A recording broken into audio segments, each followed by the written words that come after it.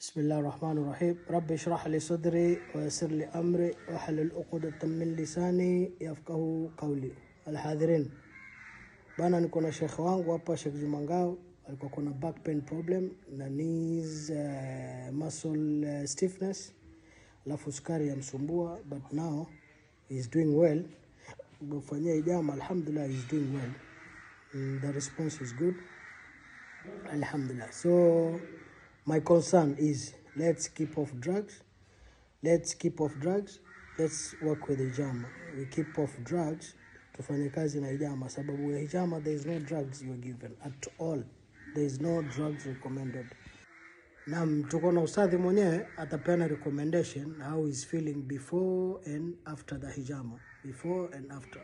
Sheikh, assalamu alaikum wa rahmatullahi wa barakatuh. Vipi hali yako inshallah? Nashukuru Mungu alhamdulillah. Unajisikiaje inshallah? Kijana miaka 18 sasa.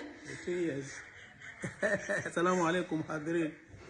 Bismillahir rahmanir rahim. Alhamdulillahi rabbil alamin. Salatu wassalamu ala nabiyina Muhammad sallam. Kwa kusema kweli nimefanyiwa hijama na ndugu yangu Yusuf. Nilikuwa nasikia fatigi isiyoniacha. Fatigi mgongo, miguu na sukari ikinisumbua sana. Niliamka asubuhi dhiki nyingi. Alhamdulillah. Lakini nimefanya hijama leo alhamdulillah. Naam. Baada ya hijama kumalizika, nimesikia tofauti. Kwa kwanza breathing system. Naam. Nimesikia napumua kwa aina ambayo kama kwamba mimi ni wavuta kitu fresh, kama kwamba mimi ni mtoto wa miaka 18. Mashaallah. Nasikia nimekuwa mwepesi sana. Mashaallah. Nikilinganisha na nilivyokuwa nikisikia mwanzo. Naam. Hijama ni amri ya Mtume sallallahu alaihi wasallam. Kasisitiza sana tufanye hijama, ni hidayah alipewa na Mola wake azza wa jalla. Naam. Akaamrishwa ajifanye yeye na umma wake. Naam. Alakali kwa mwaka mara moja ufanye. Naam. Au mara mbili. Ni dawa nzuri. Mimi sijawahi kufanya, ni mara ya kwanza leo, lakini na tofauti kubwa kabisa.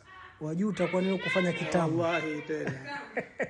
Kwa hivyo nasema tu watukufu wa Islamu, Yusuf ni kazi yake, ametrainiwa, ana certificate zake na mke wake. Ukitaka hijama salama, fanya kwa Yusuf. Alhamdulillah. Atakufanyia kwa heshima kubwa, atakuja nyumbani na hana madharau. Na ni bei rahisi kabisa.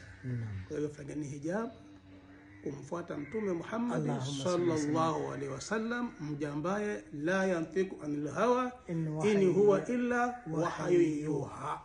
Kwa hivyo hijama kutoka kwa Rasul, na sisi ni wajibu wetu tuifanye. Kutoa damu chafu mwilini, sumu ya mwilini, kuna madawa mengi, wewe miaka mingi hizo madawa zina sumu nyingi sana.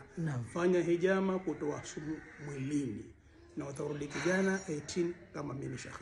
Assalamu alaikum. Wa atakil afya wa siha wa salama inshallah. Shukran sana. Amin. Hayyak Allah.